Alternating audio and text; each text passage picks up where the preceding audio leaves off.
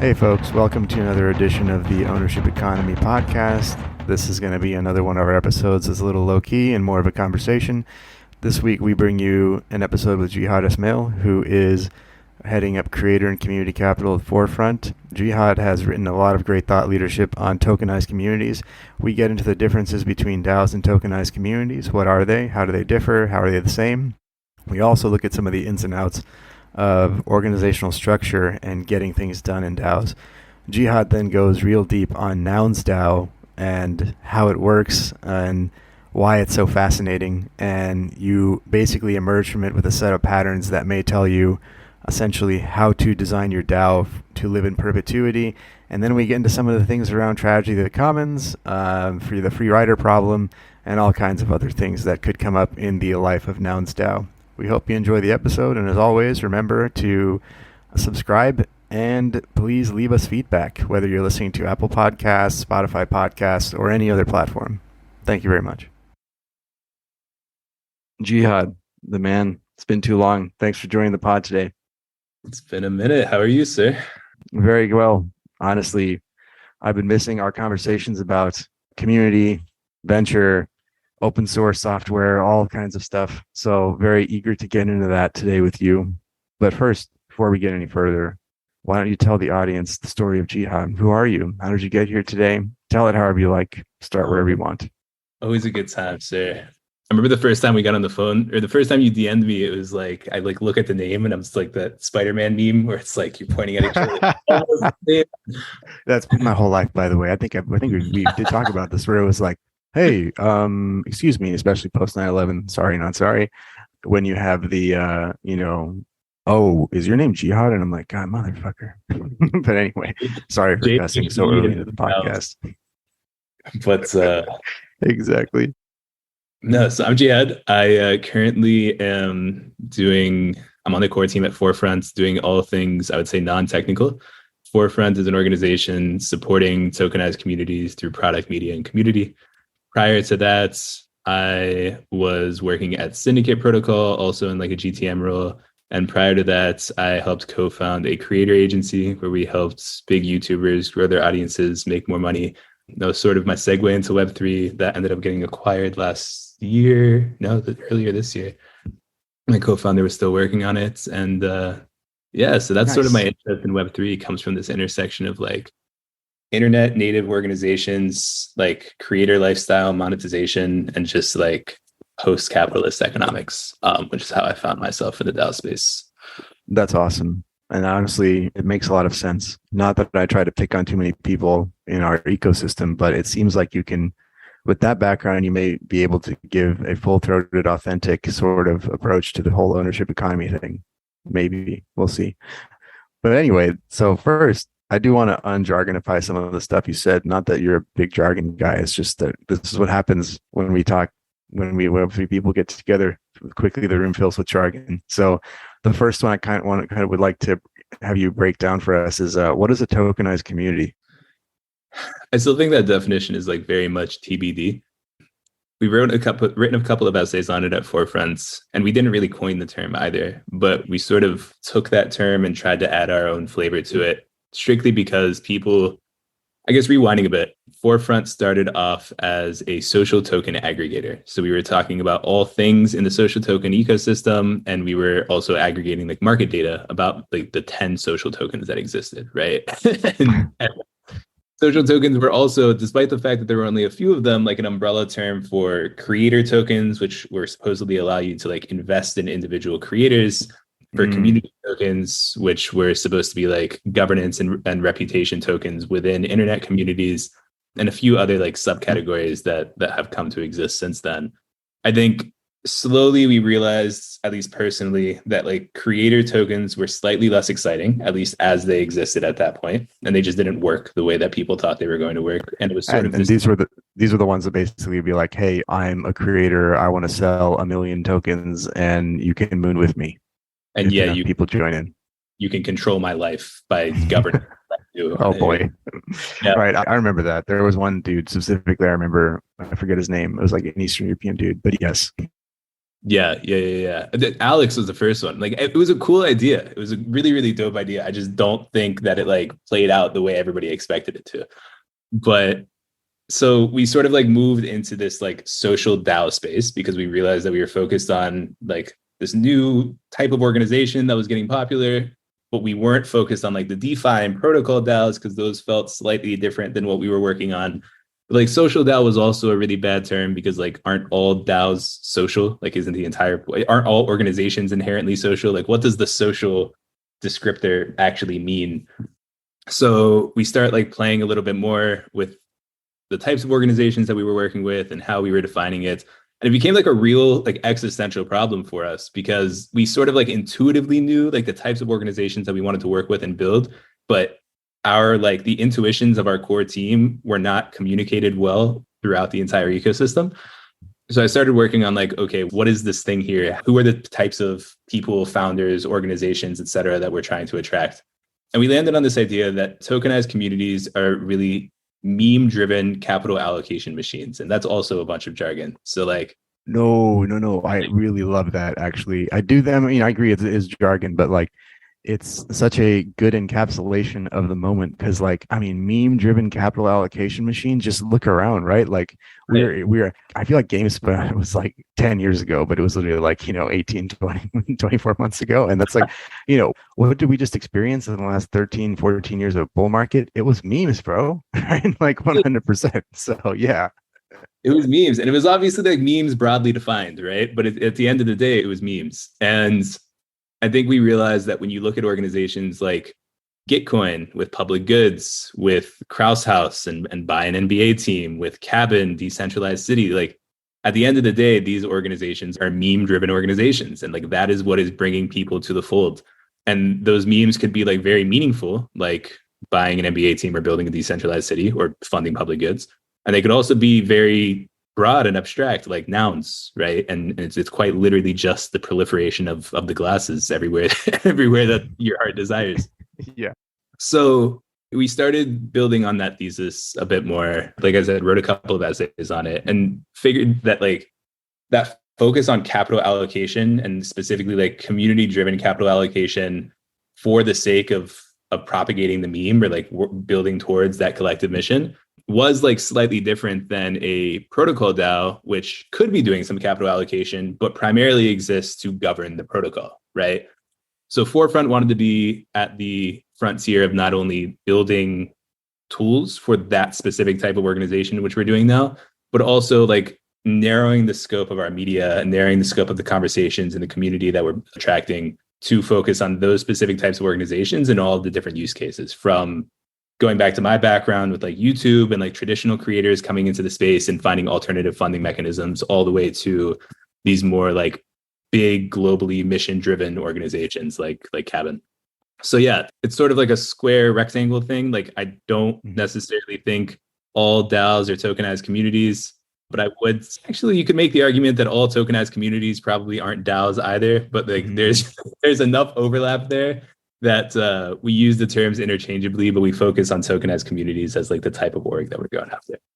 I think that makes sense. Maybe it might not make as much sense to our listeners, but some context I would like to bring to it is the fact that there's Mark Balin from Myco, right, was on earlier in, I think it was episode 13 or so. I'll have to dig it up, but basically Mark Balin, what they're doing, I would basically call a tokenized community, right? And they wanted to make this their whole thing, and why we were really fascinated with it is that they wanted to build a way to share wealth and distribute the wealth that comes from a creator community, and they wanted to make a legal instrument that rides along with it and a set of software that makes it easy to deploy that so that you can actually just do that, right? And the first thing they did was pixel punks with that front, and the whole thing was basically, hey, we're going to make it easy for people to put LLCs to spin up an LLC by clicking a button, and then if they get other people to join, we can give them a dilutive mechanism such that there's an incentive for the people who join at the fifth person to join still has an incentive as the fifth and the 50th person does and the 500th person does, right? And I think that's a great example of a tokenized community, because if you're on the internet and you're using free and open source software, there's no way for you to really distribute and capture the value that you're creating from a community like this, a creator community like this, Except if you enter, you try to solve that by saying, hey, well, actually, here's a mechanism, whether it's a DAO or it's an LLC that's spun out with a click of a button like in Myco, but it's all kind of the same idea. And I think that goes back to your thing about how all tokenized communities are not DAOs, but all DAOs might be tokenized communities, right? Right, exactly. And I also think like when you start to really think about these ideas around like governance and just like abstracted out a bit from like what we traditionally think of as governance or like capital allocation and abstracted out a bit from what we traditionally think of as capital allocation, like these ideas become much clearer. There are just like certain spaces that these terms that we're using are just traditionally associated with. And I feel like it sort of just skews the lens with which we're viewing them. Sweet. And so at Forefront, you folks are now kind of focused on building tools to support tokenized communities. Is that right? Yeah, I would say like tools and media blueprints, those sorts of things. Like I think like we're trying to aggregate and curate all of the best practices in the space, all of the great experiments that are happening and bring those to the table for folks as well. Awesome. So tell us a bit more about that. What does that look like in the day to day? Because I'll tell you, a little bit of a sidebar, I guess. I guess it's gotta be, God, time goes so fast. It's September 2022, but I think about probably around March 2021, I had jumped into the Forefront Discord and DAO in the Growth Guild, right? And I didn't really do much, but I didn't really know what I was growing. So I loved, if you could actually tell people, hey, this is what Forefront is trying to grow. I know you guys have a newsletter. You have a lovely tool that gives people an idea in one view of, hey, this is the health of a DAO or of a community. These are who's come in. These are who the holders are. These are the payment, all that kind of stuff. So tell us a bit more about what's going on at Forefront. Oh, man. So to your point about not knowing what you were growing back in early last year, I don't think anybody knew what they were growing early last year. I think the evolution of Forefront has been one of just like crazy experimentation that got really, really messy. And at some point, the people who had stuck around were like, okay, we got to continue this culture of experimentation, but rein it in a bit to figure out like what exactly we're going to focus on and what we're going to like point some energy towards. To get a little bit more concrete, like we said, we're focused specifically on this type of organization that is tokenized communities. Those organizations are focused on capital allocation towards a collective meme, but specifically, we think that the core primitive of a tokenized community is the project. It is a small group of people coming together and bringing something new to life that is propagating that meme or building towards that mission in some capacity. I want to go back to Nouns because like for all its flaws, I think it is like the community that is doing this best right now, right? Like whether it's through Prop House or whether it's through traditional Nouns governance, people are putting up crazy proposals, everything from we are going to throw like a Nouns parade or something in random countries throughout the world, all the way to we are going to build like critical infrastructure for Nouns and Nouns forks in order for more communities like this to exist, right? And obviously Nouns has lots of money in their treasury, which means that they are able to allocate effectively to all of these orgs. But there's just like awesome creativity and experimentation. And I think like we're seeing this a little bit more across other communities as well, whether it's like FWB will throw some hackathons and will fund those projects that come out of those hackathons at various intersections of like Web3 and culture, right? With that Andreessen Horowitz money too, God bless them. With the A16Z money. Love it. Keep doing it. FWB forever. Hell yeah. I mean, Zora does a little bit of that as well, although Zora isn't currently a DAO. I mean, you see this across the space, right? And I think Nouns just like has made it their entire MO. Like Nouns just does it consistently. They have a lot of different ways that they do it, and that's all they do. I think what two trends we're going to begin to see around like this project primitive is we expect these projects to be autonomous and persistent in and of themselves and to like exist cross network. One great example of this is you mentioned the tool that Forefront is building to like get a health check on your DAO, basically. We call that Terminal. We don't want Terminal to be a Forefront project in the long term. We want this to be a project that maybe was like incubated by the Forefront core team, but exists autonomously and is funded across different networks that feel that it is valuable for their communities, right? So the tokenized community itself is the funding mechanism, it's the governance mechanism, but the project out of them maybe live within these umbrellas of like the broader community, but are independent of them. No, I actually really love that idea because this goes back to an idea that I think is really critical to dig into on a podcast called The Ownership Economy, because traditionally when you look at and you consider ownership, it's within the firm, right? And Right. the firm has fiduciary responsibility to its shareholders, and that's about it, right? Like, in, of course, there are regulations that they have to follow, and, crimes and AML and terrorism, etc. But it's fiduciary responsibilities to its shareholders. And what I find really fascinating about tokenized communities is, and the future of ownership, which is all about what we like to talk about here, is that you are really extending and making really amorphous the border between organizations, where they end and where others begin, right? And so this is a great example where you put a product out there, and if we think about a Web 2 context here, actually I don't really like the Web 2 Web 3 divide personally between me and you. Like, I think it's kind of almost meaningless. What would actually say instead is a company, a traditional LLC or joint stock company that owns IP rights to a specific piece of software that it puts out, has very specific licenses and structures that enable other people to contribute to it. If you don't do that, you don't follow the rules, your access is cut off, right? And sure, it makes sense because they have a business bottom line at the end, but what it actually doesn't enable is this sort of endless creativity that takes it to new places and creates new economic value for more than just the line manager that owns that API, right? So like, and so when I coming back to the point here, when you have a product like Forefront Terminal, I think this is a really great example where you can also say Gitcoin or some other group, maybe like, God, why is it? I can't think of any others than, I was just thinking of Chainalysis, and you would never have Chainalysis work on this between me and you, of course, but just any group out there that's good at shipping Web3 APIs, right? Someone who goes, hey, we want to develop this further. And you guys are in a spot where you're like, we've already put the thing out there. We can together decide what the economic value of it is, whether we actually get a fee from it or if it's a free and open source good forever, right?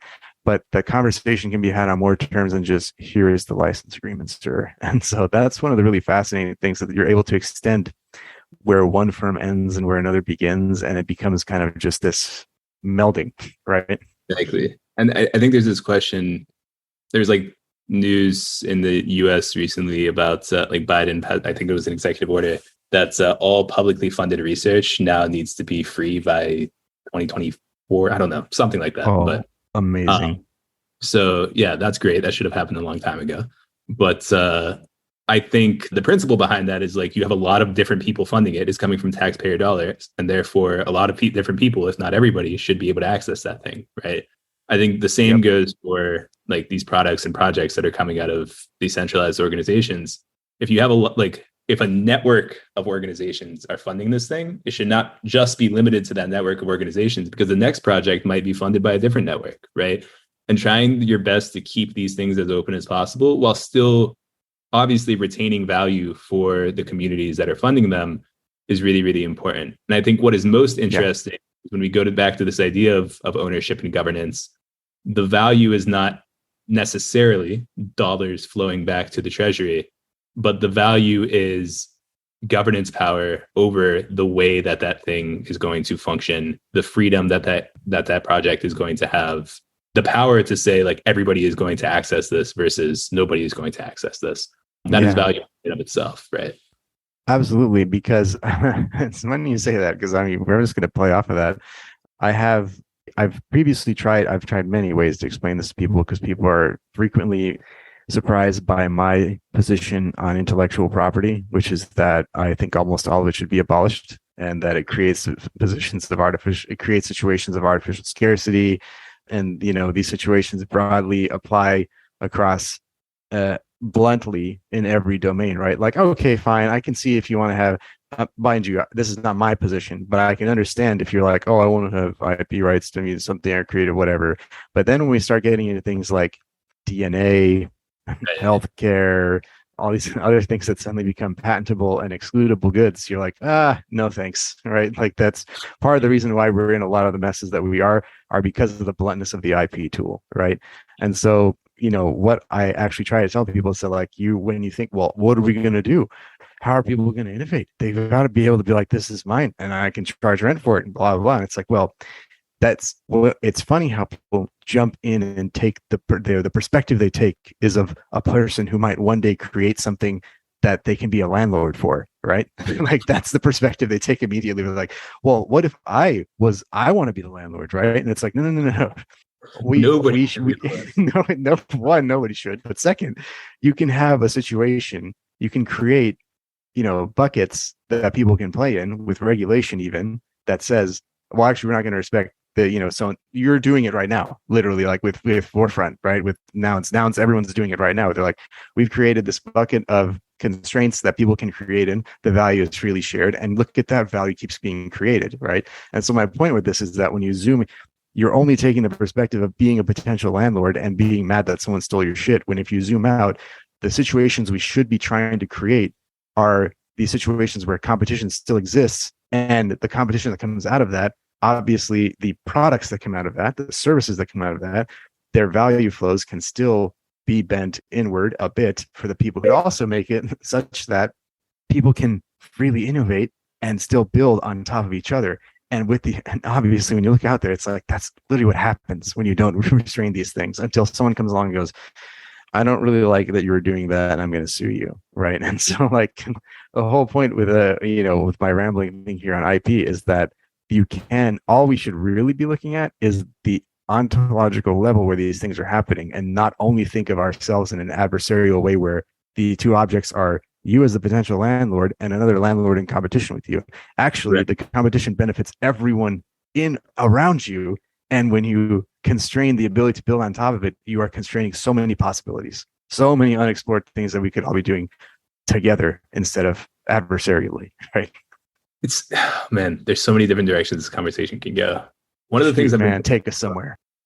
A friend and I were chatting the other day about, like, we're having all of these debates about what makes DAOs valuable, or just what makes, like, free and open source organizations, free and open source, like, software, whatever it might be, like, what makes them valuable, right?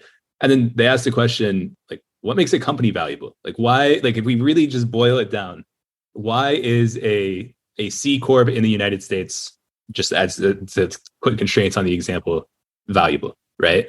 And we started doing some research. We're like, okay, like, there are different valuation mechanisms that people use for, like, valuing a public company. Most of them are based on cash flows. But at the end of the day, as a stockholder, I am basically holding on to, like, rights of future cash flow, right? Yeah. Despite the fact that I might never, ever, ever, ever use, actually, it's almost a guarantee, I will never, ever, ever get that cash flow, right? I'm only going to get the stock. Yeah, absolutely. So we're basically holding on to these made up items that folks haven't invented, that are your IOU to cash flows in the events that the company sells, or in the event that the company decides to distribute that thing in the form of dividends, right? But most stocks don't even have dividends. So they're like buybacks, man, or right. Bonuses, right? Like their governance is also hijacked, which is a huge other conversation. But yes, sorry, continue. There's a whole other conversation. So then, like, you zoom out a little bit, I think it's more a question of something about the organization is valuable, right? Right now, the traditional frame of reference is it's the fact that this organization has cash flows, and I individually have rights to my share of the cash flows, right? When in reality, what DAOs basically are, or tokenized communities, or whatever term you want to use, is I have right to govern collective cash flows, right? Like, everybody is holding on to this money, and I have right to govern the way that money is going to be distributed.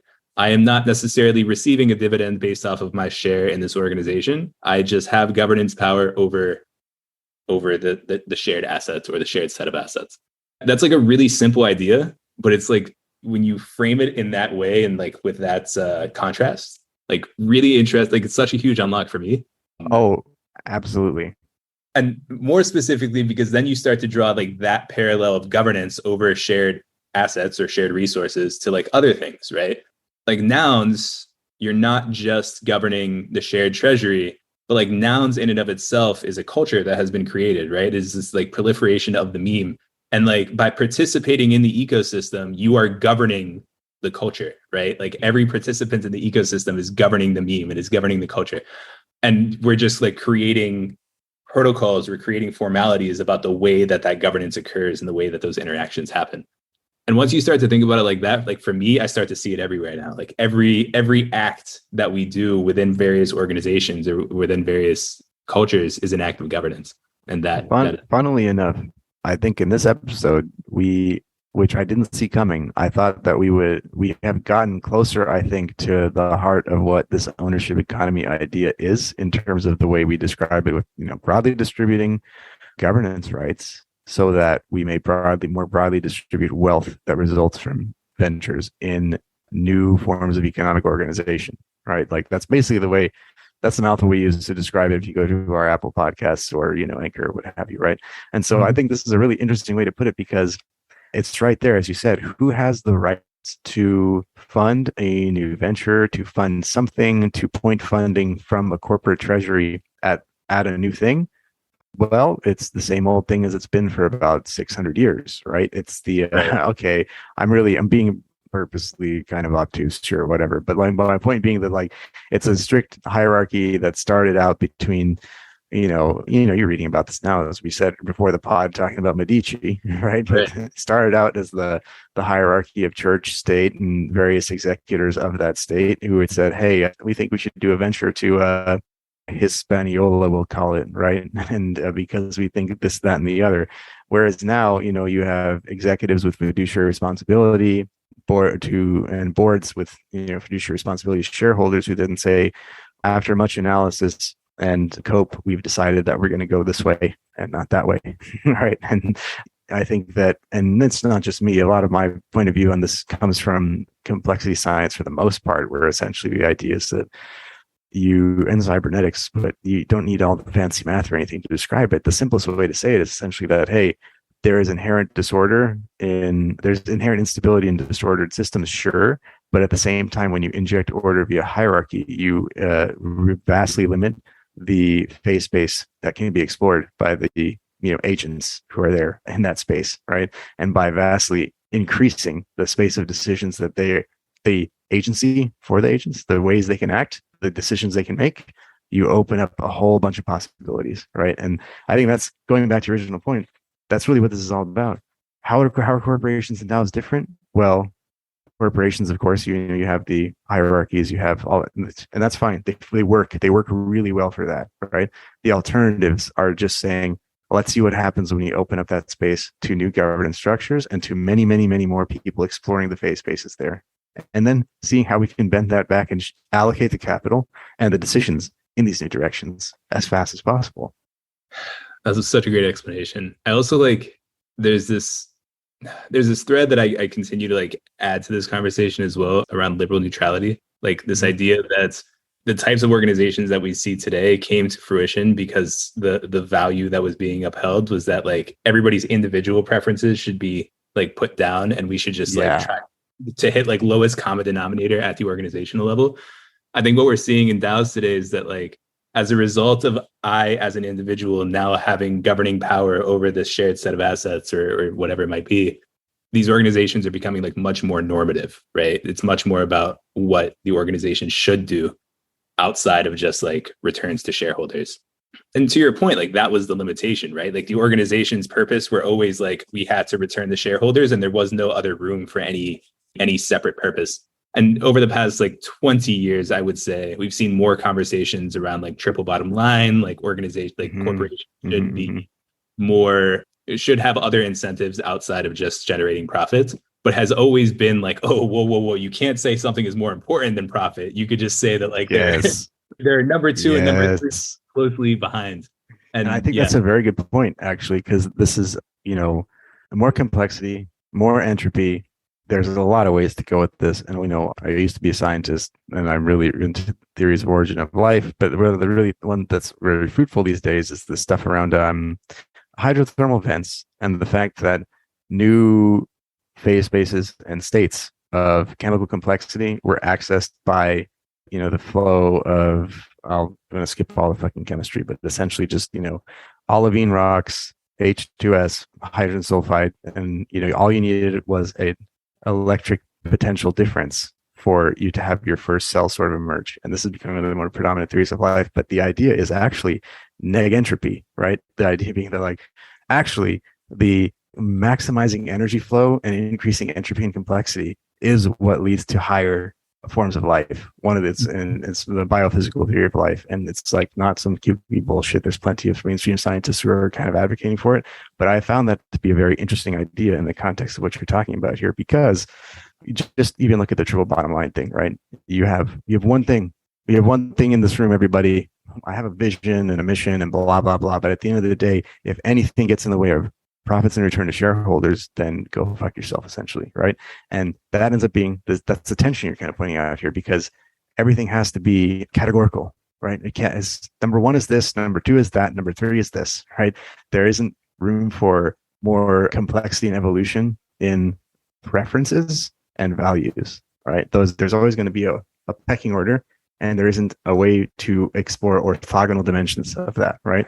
And so that, I think, is a really fascinating idea of what you said. And because that, again, is when someone says, why should we do DAOs? I'm like, man, I think almost all of them are failures, and they may forever be failures, but they're enabling us to explore these new ways of juggling our values and preferences in ways that we cannot possibly do them in these other circumstances. And that is the key point, right? Like, there are, in my mind at least, there are clear technical reasons why crypto in the space that we're playing in right now, like, is bringing more opportunity to the table as far as like expanding the ownership economy, right? You can make the argument though that there are absolutely no technical reasons, that like crypto is all BS, that it's all a scam. Like, you could go ahead and make that argument. You still cannot deny the fact that something about the ecosystem, something about DAOs and all of the technology that surrounds it is encouraging more and more people to experiment with these questions. And again, like you said, all of these organizations theoretically could fail. 90% of them could fail, whatever it might be. But that experimentation is still very, very exciting. And for the first time in a very long time, we are seeing like mainstream experimentation with new forms of ownership, with new forms of capital allocation, with what these questions of like what actually does make an organization valuable or a thing valuable. I think just getting people thinking about that is a use case for crypto in and of itself, right? Exactly. Yeah. No, I think that's a very good point, because like we're just going to do this, by the way, the rest of the podcast, next 20 minutes, it's going to be a back and forth, just, volleys one after another. We're just like, yep, I think that's a good point. I think that's a good point. We're just going to keep doing this. But what I think is the good point, right, is like there are some, folks out there in the Twitters and elsewhere, editorial pages of certain online publications, which I won't name, who are always putting the FUD out there and saying like, and some of them are also highly, technically skilled, brilliant engineers of distributed systems and all that kind of stuff, who are like, well, this technology is garbage. Why don't you just use a database? Well, you could just use fucking Oracle, use a relational database. This doesn't make any sense. And it goes back to what you're saying, is that these technologies enable new forms of social organization, right? If you wanted to make a transaction that nobody knew about, except for the person that you wanted it to be available to, hey, congratulations, 1980 zero knowledge proofs, a math concept that no one ever thought had a use case, now has one, right? And so like, things like that, where it's like, well, do I want to denominate the local economic activity in my neighborhood in a fiat currency that's backed by blood and oil in the far off land that I don't actually inhabit on my island here? Or do I want to actually bootstrap a local economy with liquidity based on something that mostly is going to stay here, and if there's a currency shock, it won't fuck me, right? So that's like, these are real questions you could ask and not be nuts, right? Which I think is really interesting.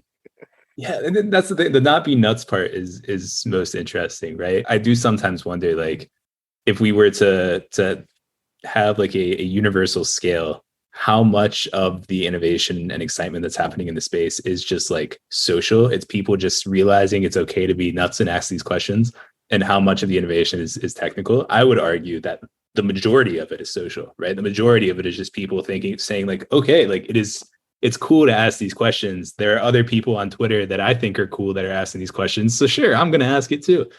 And yeah, like that's the exciting part for me. I want to make this conversation a little bit less kumbaya. Oh yeah, let's do it. Let's go dark. Let's do it.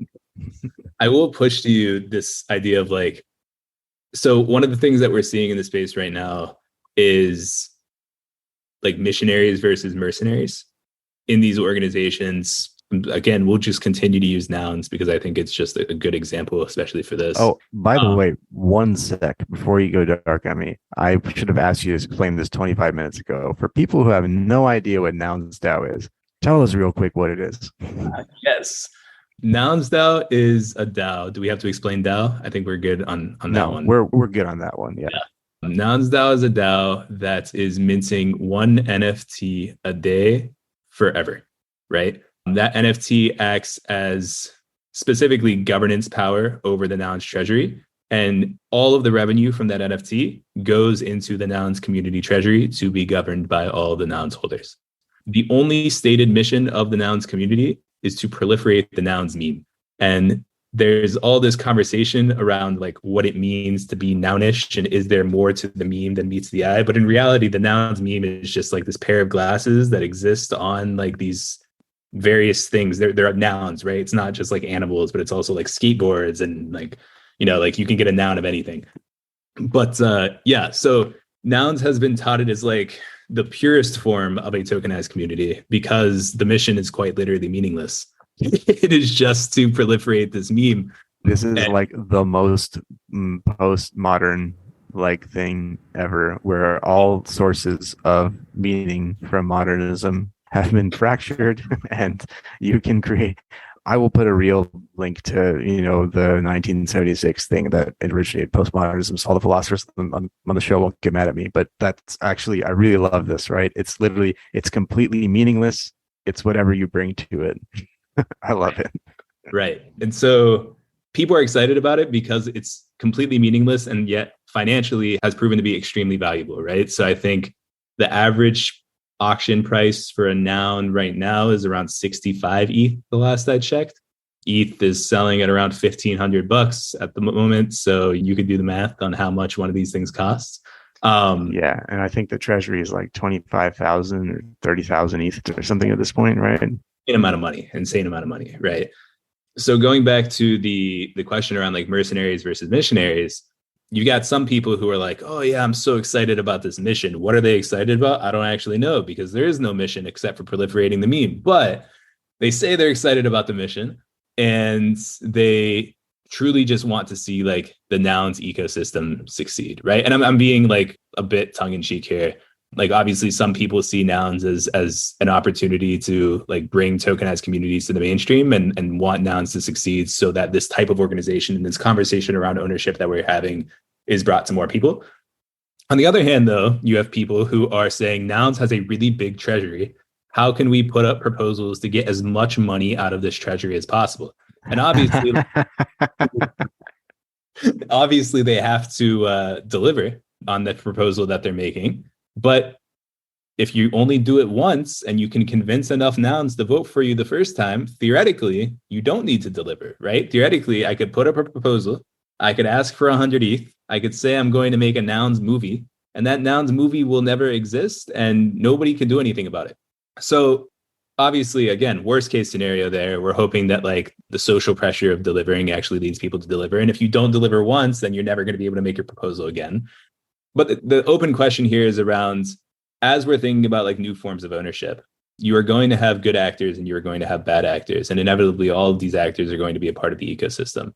My question for you is, both from your experience and just like speaking more theoretically, how you see that battle, I guess, playing out? And do you think the existence of bad actors and a lack of incentive structure and a lack of mechanism designed to disincentivize bad actors is going to lead to like these experiments with ownership actually like going backwards, and people are going to be like, actually, never mind, like we don't want to go down this route. The traditional corporation was good enough for us. Oh God, that would honestly be such a sad conclusion from this. Because I think like, you know, to answer, I think you asked two questions, but I think you know, the missionaries and mercenaries thing, I think the answer is that for me is that there is always going to be that, right? Like, and one of the things I draw on for this is there's this great book I read like when I used to have time to read books. It was about 2 years ago. It was the evolution of social complexity. There's something about order in stateless societies, basically. And the whole point in the last 20 years, there have been some really interesting findings in anthropological game theory. Essentially, if you read a lot of, and I'll put some of this stuff in the show notes, but like there's a guy, Robert Axel, I think his name was, or Robert Axelrod, who wrote a book about 40 years ago called The Evolution of Cooperation. And he was able to mathematically show a very simple mathematical thing, which I think a lot of crypto people are aware of. But essentially, some of the early findings in game theory were essentially the ones that everyone knows, right? Or stuff like Prisoner's Dilemma, where like, oh yeah, well, if you should always be defecting, and obviously mathematically, blah blah. But I think one of the key insights lost to folks like that is if it's a finite game, right? That you know how many times it repeats. And so if you're in an infinite game, which is really what the context is for most people, cooperation wins for the most part. It depends on context, but that's like basically true. And so you have game theorists who've been working with anthropologists who have been looking at some of the findings in the last 25 years from archaeology and from anthropology around the world for, hey, why did people across Peru and the Fertile Crescent and, uncontacted or pre-Columbian Native America all get together, build what seems like giant cities that could house 15 and 20,000 people seasonally, and then just fuck off, and also make weird, like gigantic monoliths of like millions of seashells in North America, right? Like in 30,000 years ago, and then just fuck off, or come back to them and fuck off, and come back to them and fuck off, and don't really do anything with them, right? And my answer would be that those were the first nouns, right? Basically, and then to get like.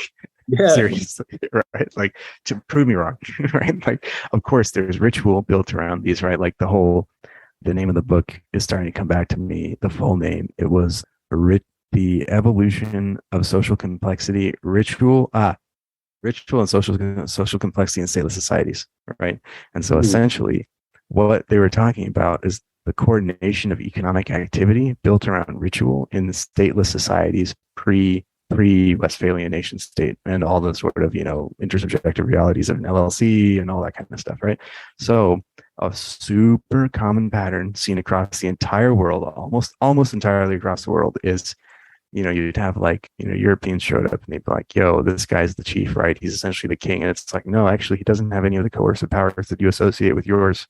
If he starts telling people that they're going to go to jail, you're going to kill him, they laugh at his ass or they kill him, right? But at the same time, he serves a very important ceremonial role. Like if you look at like Maori, one example from the book was essentially that there's a special kind of communal hut that's super ornate that was built in the center of the town, and they would have they switch this role pretty often, but the person would use these things to coordinate labor, right, seasonally. And then in some places, you would actually you'd waver in and out of hierarchies throughout the season. This is a long-winded answer to connect to your point, right? But my point being that, like, are there missionaries and mercenaries? This is going to be a problem for governance and stuff. I'm like, my answer is always has been, right? And then when I answer you, the meme always has been. And I think that the corporation and the various structures that kind of began to be ossified in the current sort of organizations we have defined a lot of those spaces that we used that were really murky around this kind of stuff, where it's like, hey, in spring we go here and we have, this guy tells us what to do and coordinates all the labor. By the time fall comes around, you can fuck off to the woods, pick whatever you want. That guy's an asshole. No one cares what he says, right? And that kind of stuff doesn't happen anymore, right? Your boss is your boss, CEO. The governance rights trickle down the organization. Eventually, you don't even have any of them, right? And so I'd say, like, this is the cost we pay for saying that we want to participate more of them, right? And I think that Nouns is a fascinating experiment on that front, where yes, someone can show up and do the classic thing of defecting and just saying, hey, this is fine. You basically already put it in similar terms. You just didn't use the same, technical game theory terminology of like, an actor showed up and played a finite game and defected once. Well, we know that guy got 20 free ETH or whatever it was, but we'll never see him again, right? We already kind of have a way to handle that. Right. Of course, there's a way to come in and take much more than that. And, people have to figure out, well, what should we do with the NounsDAO? But I think that's always been the case. And so I think that what I'm interested in seeing with this dynamic is, what do people come up with? Are there going to be new gradations of things that we automatically outsource and say that can always be done because we trust that the last three people who did it did it just fine, and we don't need to bring it up to governance. Are there going to be add-ons to the way that Nouns uses its thing, or is it just going to be collecting more and more ETH in its treasury forever and doing nothing with it? Any of the things I think are okay, right? It's more about what we learned from them. And I think that something like Nouns is one of the only things I've seen that's going to let us really see those things outside of a textbook currently, right? Yeah. No, I mean, that was a fascinating example. Definitely want to pick up that book. I will get you the exact. I'll put it in the show notes, the exact author and the title, because I'm over here like, wow, I just don't. You gave me like five titles. Like I don't even know what to, but it's okay. But yeah, to your point, I mean, the question was definitely pessimistic, and I think I like 95% aligned with the perspective that you just outlined. I think like the one thing that continues to be a question mark for me is these games are only games if we have like players, right? And it seems like in some of these DAOs, all of these DAOs, Nouns included, there's a lot of NPCs, right? There's a lot of folks who are like holding on to the token and doing nothing, right? They just sit there. They do not participate in governance. They do not like give their opinion on things until they need to, right? Until they want to do so.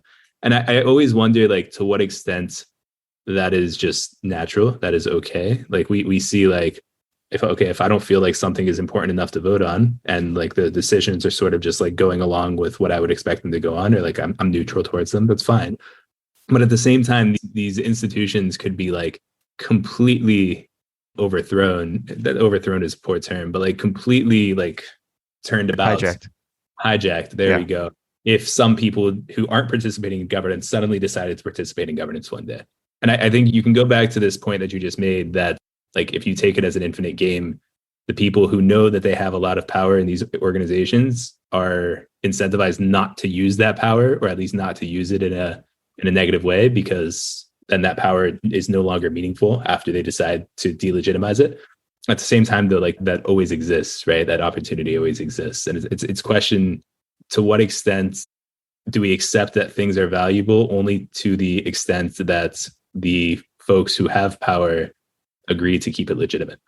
Oh yeah, that's a major problem too. Like, let me not downplay that, right? Like, I do think it always has been that way, and Nouns has to figure it out, because if the fact is that if someone can do it, they will, right? Like, it's only a matter of time. So the fact that it hasn't happened yet is like, oh, it's really great, but it's going to happen. Right. And it's not just a Nouns problem, right? It's not just a Nouns problem at all. Like, imagine Gitcoin. Like, I don't want to get into like the inner mechanisms of Gitcoin governance, but Gitcoin's purpose is funding public goods. You can imagine some like Gitcoin whale coming in and saying, screw public goods. Like, we're going to allocate all of this money towards, I don't know, oil. Like, wouldn't that be ironic? But it's possible, right? And I think like we're, as much as we can get very, again, like kumbaya, like there's all these major question marks about how we deal with these edge cases. And to your point, like anything that can happen will happen, especially at scale. Absolutely. And it's definitely conversations that we need to be having. Yeah, for sure. And I would say, like, for myself, there's a lot, and I say this to DAO people all the time, right? There's like 100,000 lessons to learn from history on this one. And a lot of anarchist history has a lot of these learnings because we failed at it many times, right? And so that doesn't mean we don't keep trying, but like the whole thing is basically like, you know, I'm going to sound like a kind of a libertarian for a second, but like because I hate there isn't better language for this, but you know, the whole thing that we're trying to solve here is like, look, some of the, you know, hardcore neolibs or libertarians, you know, will tell you like, hey, capitalism equals markets and all that. And it's like, well, people without modern, you know, global markets, without money, without police, without bureaucracies, without social classes and other coercive mechanisms, develop norms and rules of economic and social cooperation that were sustainable over thousands of years. How do they do it? Right. And like one of the major answers we already covered, right, was like by ritualizing the economy. Right. That's basically what they did. And like, I would argue that whether they know it or not, people who are doing this stuff are already ritualizing the economy within DAOs. These are their own rituals. Right. And I think we need to foreground some of the subtext in a lot of that stuff and say like, hey, did you guys know that by assigning a directly responsible individual for that decision, we've just done the directly responsible individual ritual? What do we want out of it? when you were at your corporation, they just told you it was that guy, and it was that guy because he proved he could do it at 3 other places, and he has more stock than you. That's the only reason why. Is that the only reason it should be that way? I don't know. We're just printing nouns, baby. But maybe we should do something about that and decide how we use the ether that comes out of it, right? And it turns out that we can have a new ritual, right? It can be a new institution, and we can decide, how we can develop these norms of cooperation or nothing. But I think that if we do nothing, like you said, we have many agents with many different types of desires and preferences, and some ones who can't help themselves or don't want or just want to enrich themselves will do it. So we must design something that addresses that, or we're fucked. Yeah, no, exactly. And to your point, like when you see it through the lens of rituals, like when you bring this metaphor up, then it's like, okay, what is today's ritual, right? Like and the ritual of we assign that guy, like that guy's in charge, like that is a ritual at the end of the day. That's only the ritual. Right. So yeah, all of these, I hate this term, but it's always the term that like just comes to mind. But all of these mental models from history are, I hate this term too. It's way overused, but I'll allow it. But it works. It works. But they definitely, I'll plug, there was like I was working with other internets and Orca protocol, now called Metropolis, on a event called the Governance Learning Forum. And it was basically this, right? It was crypto people, DAO people have no idea what they're talking about. They only read books that are like, and essays that are like 3 years old. There are professors across the world whose entire job is to study like not just like corporate governance, but like the history of like democracy and the history of like societal participation and like all these like really big ideas that are directly applicable to what we're doing, and people are just ignoring, right? So we ran an event and we basically said we're going to get all these crypto people in a room and we're going to get a professor, and the professor is going to talk about these things not in crypto terms. You're just going to get a lesson. I love it. It was the best crypto related event that I have been to thus far. It reminds me of something actually. So there's a book I read, last year in February, I believe, when I read this book. It's called Rational Ritual. And basically the guy's main point in this book was essentially that we, to understand how people solve coordination problems, you have to look at social processes that generate common knowledge, and knowledge of others' knowledge is of a common message at multiple levels of organization. And he said basically that the best example we have currently are public rituals like ceremonies, rallies, media events. And then this was I believe this was early 2000s, so it was before the type of internet we have today, the type of internet we have and the internet culture we have existed. And so, he could just point to stuff like TV shows, what he called common knowledge generators and common knowledge space. And this whole point in it was basically that we require common knowledge so that we know where we stand and what we want to do, right? And so social institutions help fulfill this need for common knowledge. And so when you ask a person, hey, why does the DMV exist? Right? And people are like, well, it's to make sure there aren't any bad drivers and make sure that everyone has gone through the same thing that ensures they know how to drive and all of that. And I'd be like, wrong answer. Right? It's to make us all feel that way. If you actually spend a day inside of it, you realize how full of shit that is. Right? And so the institution itself is and there's another great paper on this that I'll put in the show notes, but basically it's about institutions as myth, basically. And so and how they perpetuate that myth and have zero incentive to ever question the myth, because the second they do, they lose legitimacy. Right. And so you wrap these institutions up in myth and ritual. You call them rational and bureaucratic. And voila, we have an explanation for many of the institutions we have, many of the institutional failures that exist, and a lot of the reason why DAOs even need to kind of innovate and think about these things in new ways, right? I always say they have a chance at a full-throated, authentic case for some, actually have inhabiting these institutions that exist today that only purport to do so, right? And so that's really, for me, the promise of DAOs, is that you might be able to, when you consider all the ownership stuff we talked about and all that, someone comes in and says, hey, I'm going to use that guy example again. That guy, he's the guy. That's the guy that tells us what to do, right? Whenever you get started a new job as an IC or an individual contributor, who's my boss? My boss is that guy. All right, so that's the person, this woman, that dude, whatever. I got to figure. He's going to tell me what to do. Figure out my teammates, right? At the end of the day, though, Jihad, if you have an idea that goes against your boss's incentives, makes them look bad, or actually makes them like that's their, you might be thinking, oh, I don't really get concretely what this guy's talking about, common knowledge and like this. And like, no, that's a really perfect example. The social capital your boss has matters. You must think through that filter and say, how is what I'm going to do going to make them look?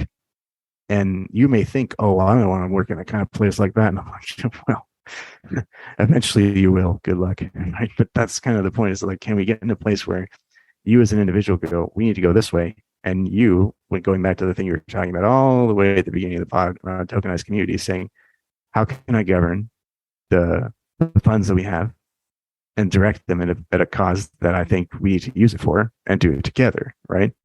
That's not a thing that is easily done today in a currently existing institution. And so that's kind of like, maybe to wrap up that thread and get us on a path to closing out today's pod. That's really the whole promise for me, and maybe partly for you as well, on tokenized communities. What do you think?